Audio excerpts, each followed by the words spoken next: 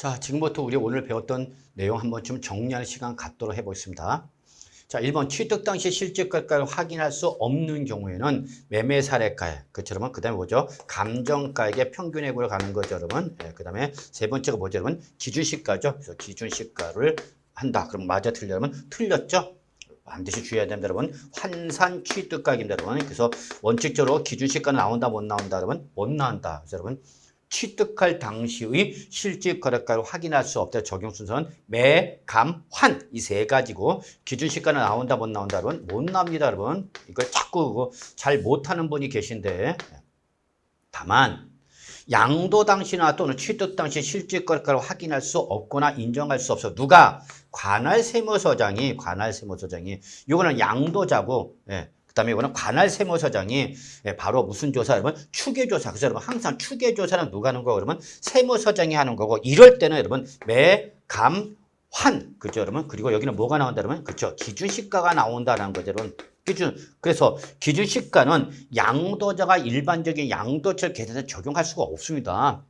이거는 예전 2006년도 이전까지 이 기준시가를 적용했던 것이 원칙인데 2007년부터 완전 시가로 바뀌었기 때문에 원칙적으로 기준시가는 사용할 수 있다 없다? 없다라는 겁니다 여러분. 다만 누가 세무서장이 추계조사 결정할 때는 마지막에 최후의 보류의 방법으로 기준시가를 예외적 보충적으로 정리하고 있다는 것만 좀 주의해 주시기 바라겠습니다 여러분. 아시겠죠 여러분? 그래서 1번과 2번을 꼭 비교해 주시기 바랍니다. 자 이제 3번 갑시다. 자, 취득가액을 환산 취득가액으로 하는 거죠, 여러분. 그러면 경우에 그 환산 취득가 그러니까 바로 이 환산 취득가액에 대응되는 게 뭐가 나오죠, 여러분? 그렇죠? 필요 경비 계산 공제액이 나오는 거죠. 그래서 이 합계액이죠, 여러분. 그래서 환산 취득가액에 따라 항상 필요 경비 계산 공제액이 나온다는 거 잊지 마시고요. 이때 요놈이 자본적 지출가 양도비 합계보다 뭐하면 여러분 적다는 얘기죠, 여러분. 그러면 이때는 어떤 거를 과표 필요 경비를 할 수 있냐는 얘기죠. 그러면 이때는 뭐 바로 자본적 지출액과 양도비를 필요 경비로 계산할 수 있는 거죠. 둘 중에 어떤 금액은 큰 금액, 둘 중에 큰 금액을 필요 경비로 잡을 수 있다는 걸 기억해 두시기 바라겠습니다, 여러분. 아시겠죠? 자, 4번 1세대 1주택 요건 충족한 무슨 주택이죠? 고가주택이죠. 이때 과세가 되는 경우 장기보유특별 공제액은 일반적인 장기보유특별 공제액에다가 무슨 계산한다 여러분? 안분 계산한 거죠. 이게 바로 안분 계산식이죠 여러분. 이때 안분 계산은 양도가에서 얼마 빼는 거죠 여러분? 12억을 빼는 거죠. 그래서 양도가에서 12억을 차감한 금액 여기다가 양도가에서 차지하는 비율만큼만 계산한다는 걸 잊지 마시기 바라겠습니다. 자, 5번 장기보유특별 공제 계산할 때는 우리 배우자나 직계존비속 간의 증여 자산에 대한 2월 과세가 적용되는 이때는 증여한 그죠?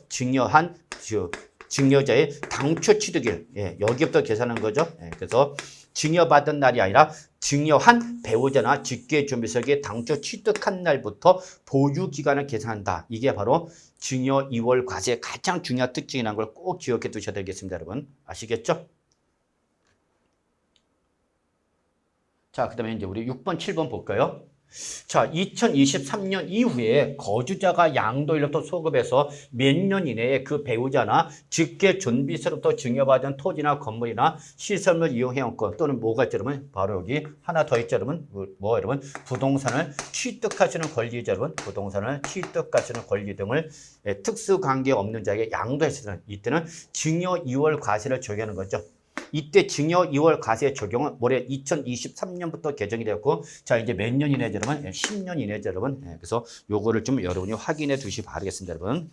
그래서 결론 올해 개정된 증여 2월 과세 규정은 증여받은 날로부터 몇 년 여러분? 10년 이내에 양도할 때만 적용하는 거다라는 걸 잊지 마시기 바라겠습니다 여러분. 아시겠죠?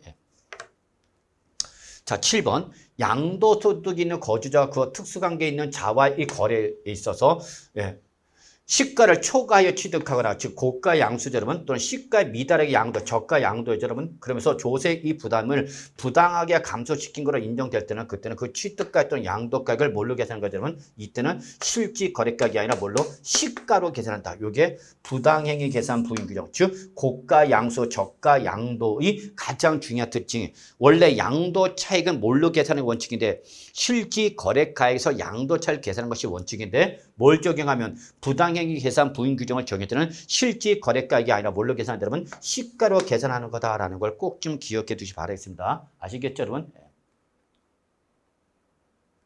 자, 8번 갑시다.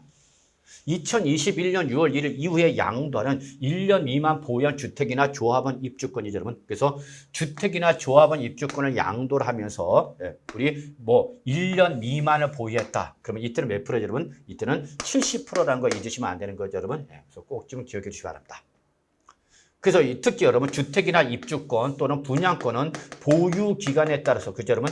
보유 기간에 따라서 세율이 달라지는 거 꼭 정리하고 계신 거죠, 여러분? 9번 2023년 8월 15일 날에 건물을 양도했답니다. 자, 그럴 경우 2023년 언제까지 양도소득 과세 표준을 납세지에 관할 세무서에 신고해야 되냐 그 얘기죠, 여러분. 그러면 이때는 양도에 속한 달의 말일로부터 몇 월 이내죠, 여러분? 2월 이내가 되는 거죠. 그래서 언제까지 해야 되는 여러분? 10월 말일까지 예정 신고 납부를 해야 되는 거죠, 여러분. 정리해 두시고요. 자, 10번. 국 외에 있는 부동산을 양도했을 때 양도소득세 납세면은 해당 국의 소재 부동산 등을 양도했을 때 계속해서 어디에 국내에 몇 년 이상을 그렇죠. 최소 5년 이상 국내에 주소나 거소를 둔 거주자에 한해서만 납세 의무가 있는 것이고 5년 미만인 거주자이거나 비거주자는 국외 부동산에서 양도소득세 납세 의무 있다 없다? 없다라는 걸 여러분 잘 알고 계실 거라 믿습니다. 자, 그래서 역시 여기까지가 이번 우리 핵심 정리 강의에 대한 마지막 시간이 되겠습니다. 여러분 수고하셨습니다.